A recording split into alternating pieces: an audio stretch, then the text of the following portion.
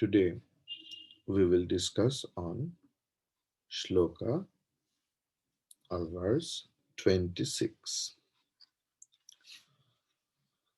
Atmano vikriya nasti Atmano vikriya nasti buddher bodho na jatviti buddher bodho na jatviti jiva sarvamalam jnatva jiva sarvamalam jnatva ज्ञाता द्रष्टेति मुह्यति ज्ञाता द्रष्टेति मुह्यति together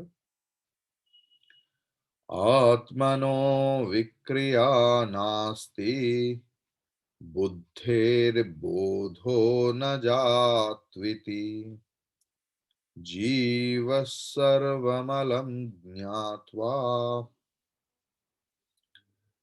ज्ञाता Drashteti muhyati. This is an important sloka in our Vedantic studies. So, word for word meaning Atmanaha. Yesterday also we used the same thing. Sixth case it is Shashti of the self. Vikriya action. Na not. Asti is buddhehe for the intellect, bodha capacity to experience, then na means again not, jatu at all, then iti thus, then jiva the individuality, sarvam alam. Sarvam alam means sarvam alam, everything, jnatva knowing, jnata the knower, drashta the seer, iti thus, muhyati from moha, muhyati it is verb, muhyati, muhyataha, muhyanti, muhyasi, muhyataha, muhyatha, then muhyami, muhyavaha, muhyamaha. So muhyati deludes. Atma never does anything, and the intellect of its own accord has no capacity to experience I know. But the individuality in us, due to delusion, thinks that it itself is the seer and the knower, is the seer and the knower. Clear? So, prose order we will see. What is that prose order? That Atmanaha Vikriya na jatu asti. Jatu means kabhi nahi, never. Atmanaha Vikriya na jatu asti. Jatu you can put, you can add. Buddhehe bodhaha Na jatu asti. Jatu, again, you have to add. आत्मा का विक्रिया कभी नहीं होता, never happens. बुद्धि में बोध चैतन्य, मतलब बुद्धि इज नॉट अलाइव, नेवर. इति हेतो हो. हेतु इज लाइक उकारांत, साधु शब्द. But iti hetoho. So, for this reason, jivaha sarvam alam jnatva, jivaha sarvam alam jnatva karta drashta iti muhyati.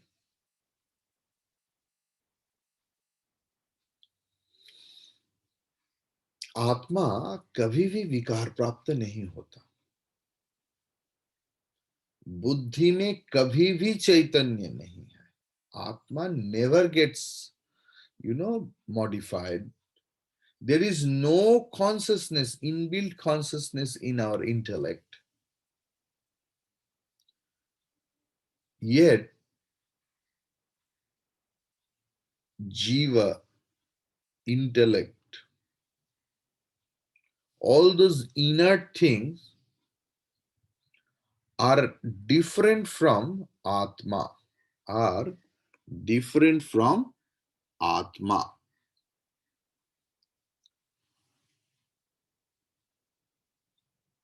But we can't differentiate it.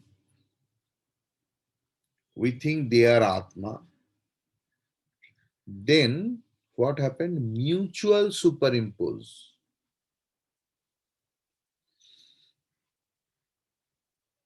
What is that mutual superimposition? Now, Atma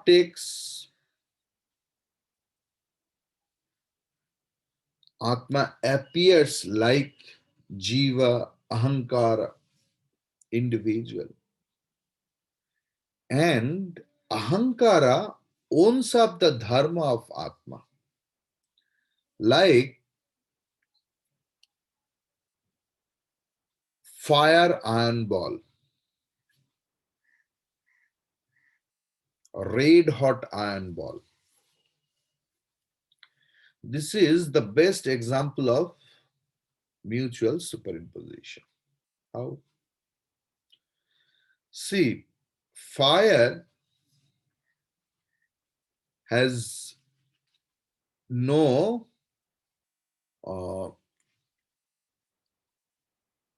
shape, and iron has no heat.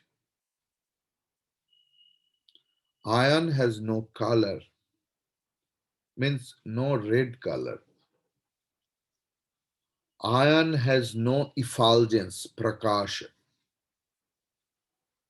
So when iron is heated,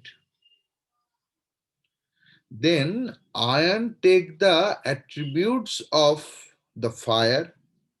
It becomes hot, it becomes red, it becomes effulgent, prakashaman.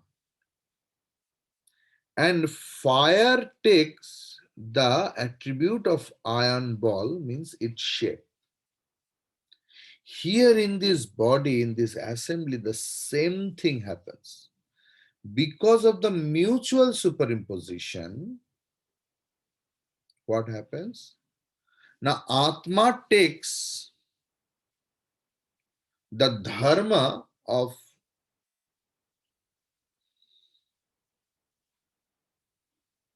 individuality, ahankara, jiva, etc., etc., and they take the dharma or attribute of Atma.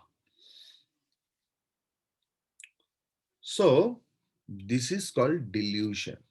When we don't know that they are completely different aspect due to our ignorance, that superimposition appears as real. Atmanaha na jatu vikriya asti. Never, never, never there is modification or vikara in Atma. In Svetashvatara Upanishad 6.19, what it is? There Shruti Mata is telling about Atma, how Atma is Nirgunam, Nishkalam, Nishkriyam, Shantam, Niravadyam, Niranjanam. So, Atma की स्वरूप वर्णन किया है. The description of intrinsic nature of Atma, or what is Atma? What Shruti Mata is saying? Nishkala. In prana, there is, that 16 kalas. In Chandrama also 16. In moon, there is 16 parts.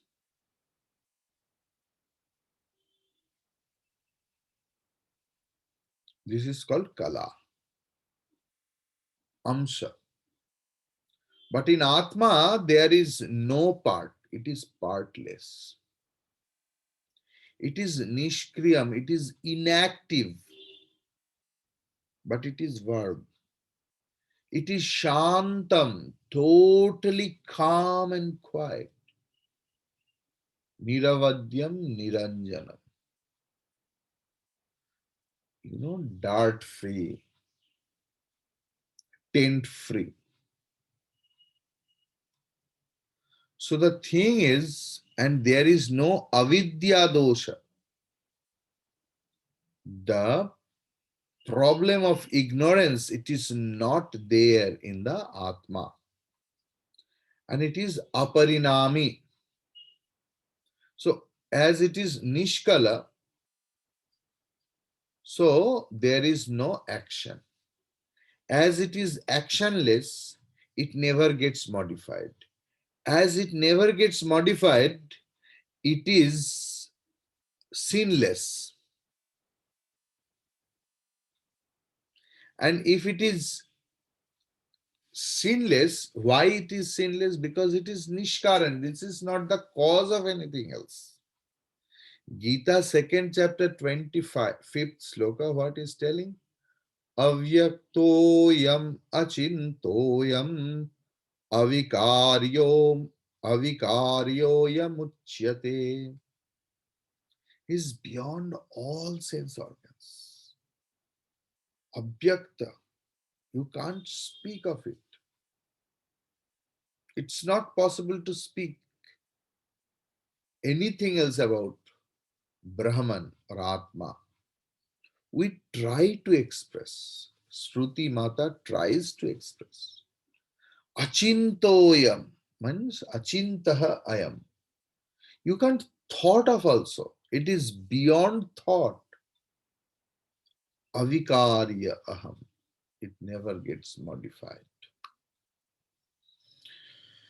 Buddhehe bodha na jatu asti. So, I will come in this point little later. So, now some different sorts of thinking. See, ahankara is the matter aspect of 5 elements in their subtle form. Clear? Plus Chidabhasa. Yesterday we have discussed about Chidabhasa. So, ahankara plus Chidabhasa is enlivened jiva, means knower. He owns up the finite knowledge. Knowledge is also in the form of thoughts. Thoughts are also the sattvika amsha of apanchikrita pancha mahabhuta. But it has no power to reveal anything if there is no Atma. Clear. The act of knowing that I am a knower is a uh,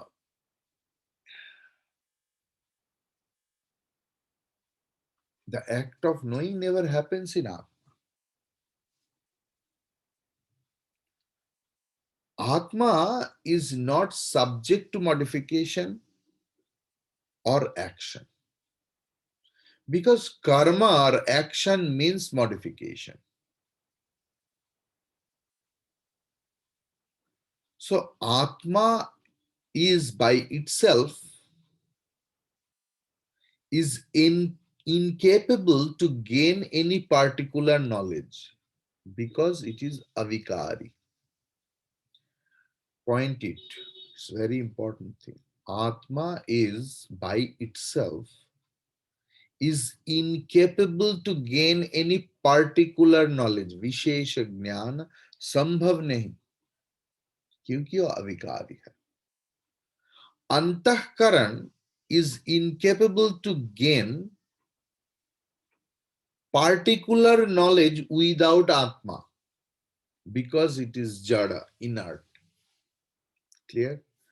Antahkarana is incapable to gain particular knowledge because आत्मा का जो ज्ञान है वो साधारण ज्ञान, अंतःकरण का जो ज्ञान है वो विशेष ज्ञान. In different subjects antahkarana knows, but that knowledge process is not possible if there is no Atma. But how we are knowing that Atma is by adhyasa? Unless and until I have moha, I can say that yes, I know.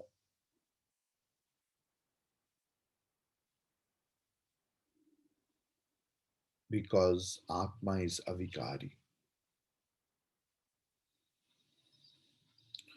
When I downgrade myself, then I become a knower.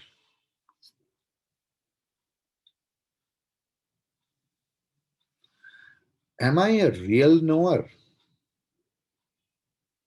or illuminator? If I am a really knower, then there is a subject to know, process of knowing. So, as many jivas, so many knower.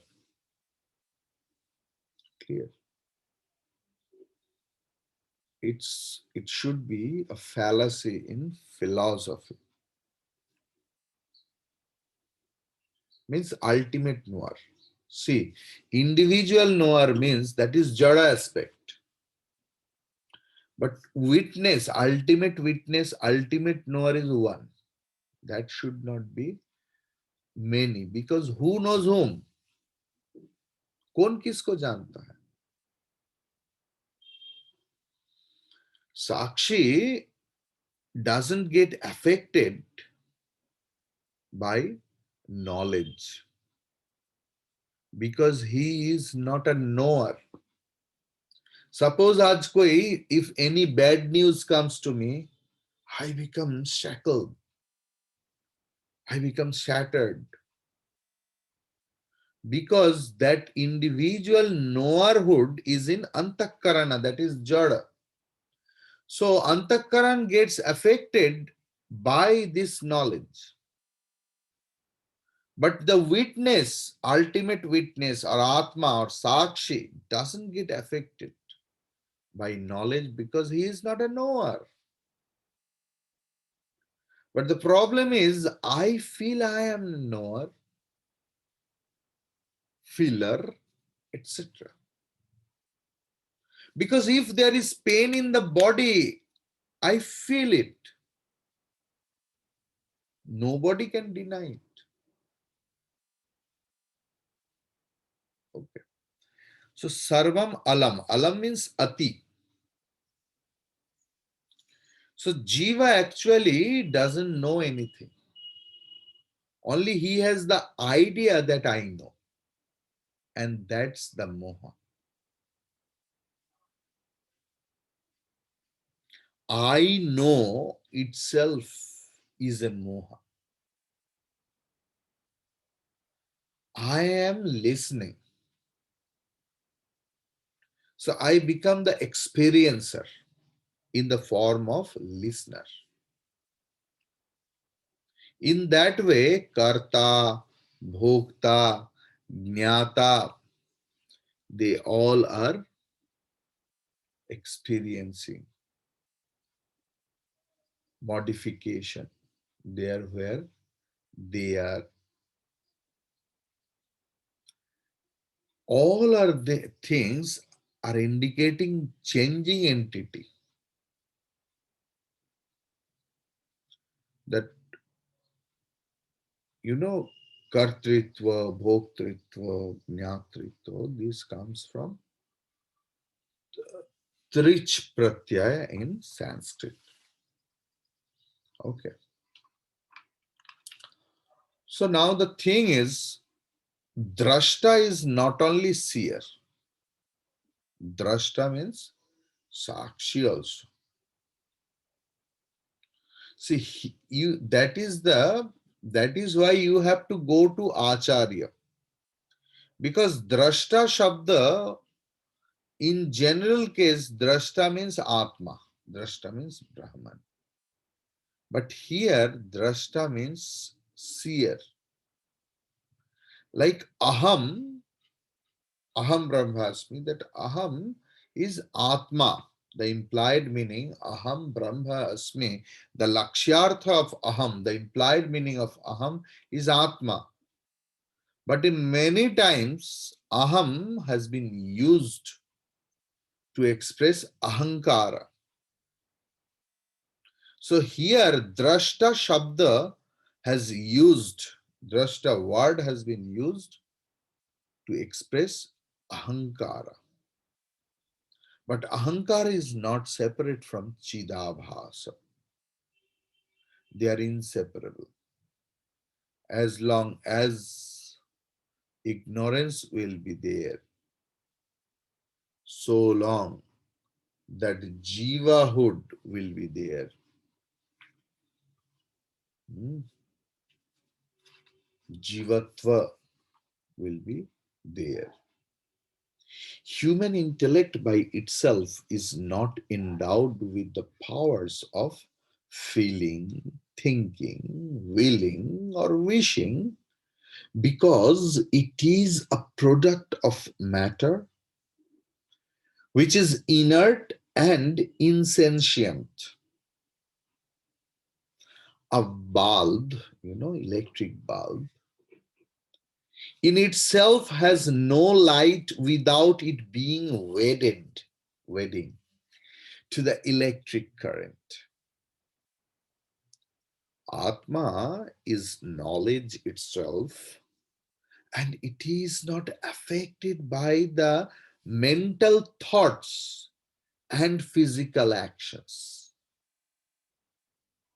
The individuality or jivahood, anything you can tell, which is a reflection of the pure consciousness in the mind, falsely identifies itself with the body, mind, intellect, equipment due to ignorance or avidya of its true nature, and therefore it comes to superimpose the characteristics of the uh, true self on these insentient matter envelopments. So in this way, the delusion that one is a seer, knower, and so on arises in the ego, all because of a false notion in it. The substratum for all these changing phenomena is that changeless Atma, this world of plurality, this world of plurality with different names and forms seems to rise and fall like waves of the ocean. It is an illusion experienced upon the substratum or adhisthana, painted by the fancy of the confused ego. Clear? So, just as the waves are in and of the ocean, only and then, they do not stand even for a moment apart from the oceanic water. Can you separate the waves from the ocean? It's not possible. So also the entire waves of creation are in and of that supreme substratum. They have no separate existence in themselves. जैसे लहर का कोई separate existence नहीं है. There is no separate existence of the waves. You can't tell that bring little bit waves from the ocean. You can tell them bring some water, because waves and water are inseparable entity. So the thing is, this supreme substratum is the Atma, which stands ever unaffected in the least by the changes caused in the arena of time, space, and causality. The illumining consciousness, because of which there is an awareness of the various objects and activities of the inner mind, is that supreme reality. Thus, though waves after waves of sorrow, dejection, despair, joy, success, anger, jealousy, passion, depression, anxiety may come in his mind, he who knows, the knower of these waves, is not affected by them. Why should the sun dim because of the tragedies he is illumining, or glow brighter when he is illumining a joyous scene? This self I am illumining my mental conditions. I know I am happy or unhappy, but these are the mental waves that I am illumining. Apply Vedanta when you are in crisis, in happy moment, in happy hour, one glass of that things are enough. But whenever we are sad, whenever we are depressed, whenever we are in pain, mental or physical, apply Vedanta. Vedanta is not your spiritual entertainment from 9 to 9:30. Vedanta is the medicine of your life. And when we apply medicine, when we are diseased, this is when easiness is downgraded, either in mentally or physically. Apply the medicine, and Vedanta is the ultimate medicine. I have applied in my stormy condition. Believe me, I'm not telling a single bookish word. My life has taught me. Please try to feel that I am the light of consciousness. None of the conditions of the mind is me. This is the constant wisdom of the wise man. Om Purnamadah Purnamidam Purnat Purnamudachyate Purnasya Purnamadaya Purnamevavashishyate. Om Shanti Shanti Shanti. Hari Om Shri Gurubhyo Namaha. Hari Om.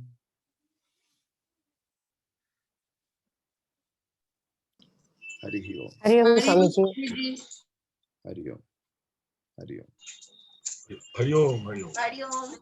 Hari Om. Very nice. I agree. Vedanta is the medicine through my own experiences. Yes. It has really helped me. Thank you. Thank you. Thank you, everyone else. Pranam Nivin. Today's Hari Om Swamiji. chanting class, and we are learning Medha Suktam because Saraswati Puja is coming. We will chant Medha Suktam on that day. Please try to attend. Hari Om Tat Sat. Hari Om Tat Sat. Hari Om Tat Sat. Hari Om.